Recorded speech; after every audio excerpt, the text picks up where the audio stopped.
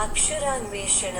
అక్షరాన్వేషణ అనబడు ఈ కార్యక్రమమందున ఈ చిత్రము మధ్యనున్న అక్షరముతో మీరు ఆ అక్షరముతో మొదలు కాగల 4 మూడక్షరముల తెలుగు పదములను సృష్టించవచ్చును. అందులకు వలయు ఆధారములు ఆ అక్షరమునకు ఇరువైపులా తెలుగు మరియు ఇంగ్లీష్ భాషలలో ఇవ్వబడియున్నవి. వాటి సాయముతో ఉండవలసిన ఆ అక్షరములేమిటో కనుగొని ఆ అక్షరము చుట్టూ నున్న ఖాళీ వలయములందు నింపండి. 2 నిముషములలోగా మీరు నింపలేకపోయిన ఎడల ఆ సమాధానములేమిటో మేమివ్వగలము.